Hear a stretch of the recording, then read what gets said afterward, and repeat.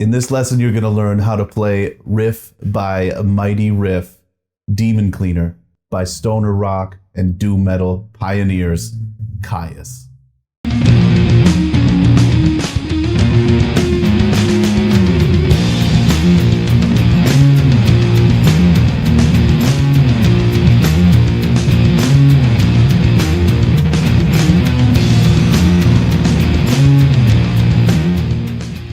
What's going on? Welcome to Beholden to the Riff. My name's Jared, and if you're a fan of heavy music, play bass, or just like what you see, go ahead and hit that subscribe button, and you can rest easy.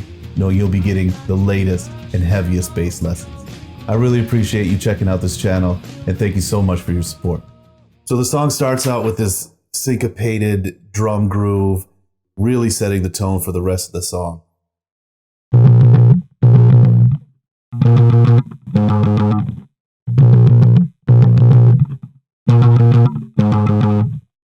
So as we come in on that first riff, really try to lock in with the drums and leave space for the snare.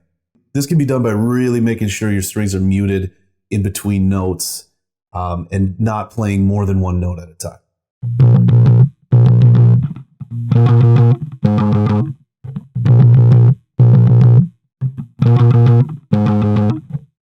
Now let's check out that iconic main riff. All right, so that main groove centered around this pentatonic shape on the 10th fret.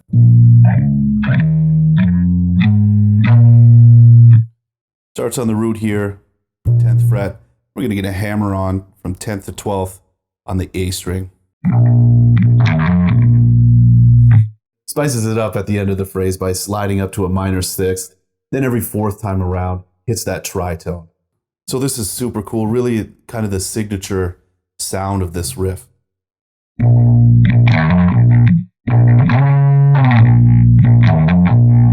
So from there, he adds a little more syncopation, and instead of sliding up to that 15th fret, we're gonna play that 13th fret here.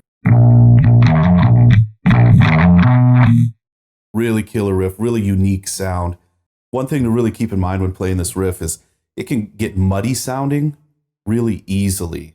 So to avoid sounding really bogged down, we really need to focus on lifting our fretting hand in between each one of the notes and each one of the slides.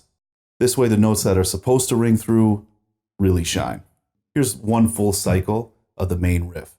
So that's going to be 3 times sliding up to the 15th, and then on the last time, we're going to use that 13th fret.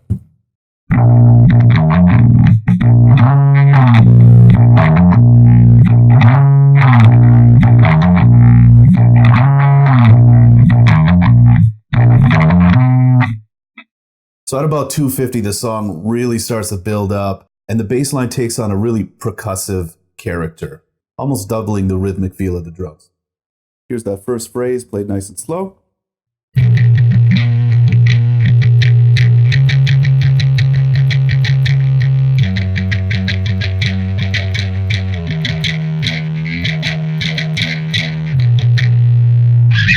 So the first measure starts out by setting that new rhythmic idea.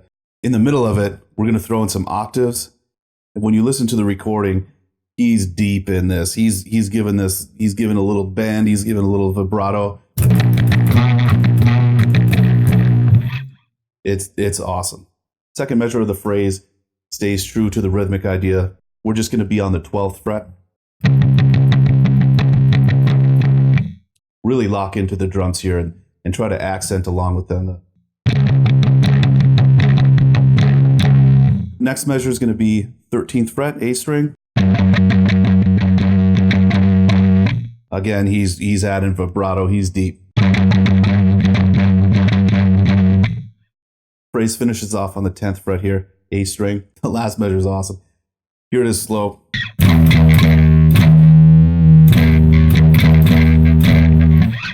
Up to speed, sounds amazing.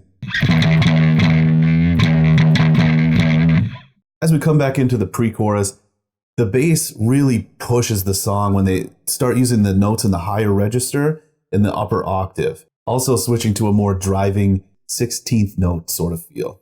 This creates some really nice tension in the song while continuing to crescendo. So we're still going to be playing the root notes. This time, we're going to move up an octave. So everything that was on the 10th fret E string is now going to be played 12th fret E string. from the 13th fret on the E string up to the 15th fret on the D string. Everything that was on the 13th fret A string is now going to be 15th fret G string. Then everything on the 10th fret is now 12th fret G string.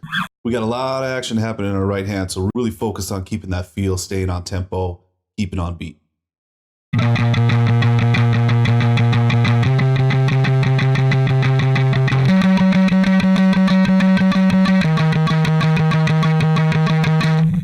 Three minutes, 27 seconds. Here the bass part changes, and he actually foreshadows the upcoming chorus, all while kind of keeping that tension that they created before. Here's that next phrase played nice and slow.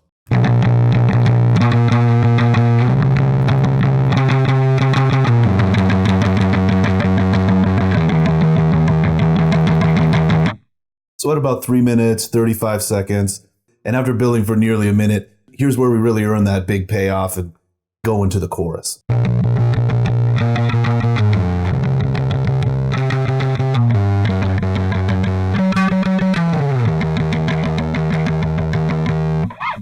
Really focus on pulling out those accents here. We continue playing the same riff as before, but the guitars really bring it home here. When they go down, they hit those lower power chords, really thicken things up. Check it out. Here's that last part that leads into the guitar solo. I'm going to play it all the way through, nice and slow.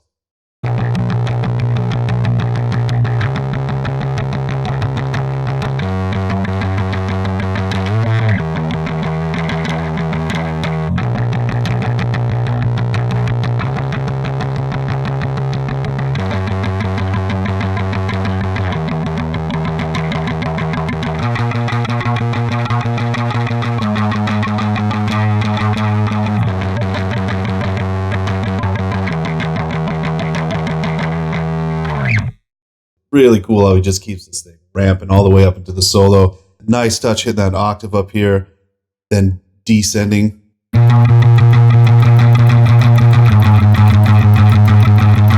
Really gets us ready for that guitar solo. So as the chorus finishes, we stick to that kind of 16th note feel, creating a sort of false ending and tricking our ears into thinking that the song is over. But just when you think it's over, we go into the finale, the coup de grace, this massive guitar solo.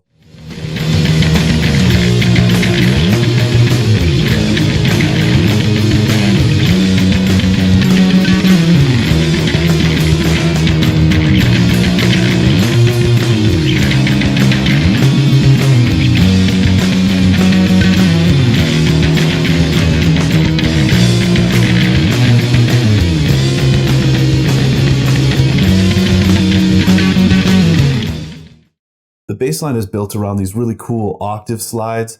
So we'll play the lower octave and slide up the neck to hit that high octave.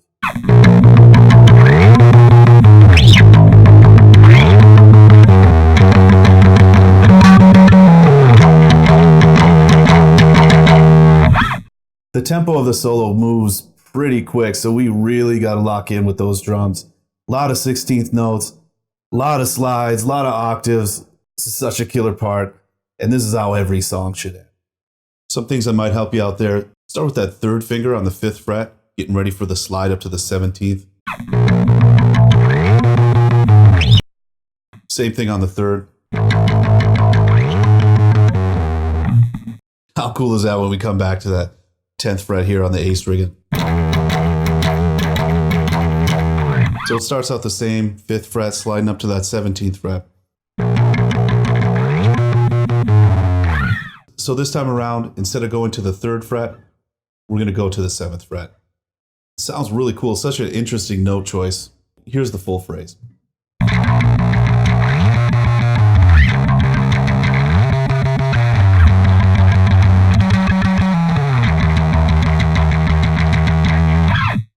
So as the guitar solo fades out, we're going to switch back to those lower register, kind of fatter notes. Goes like this.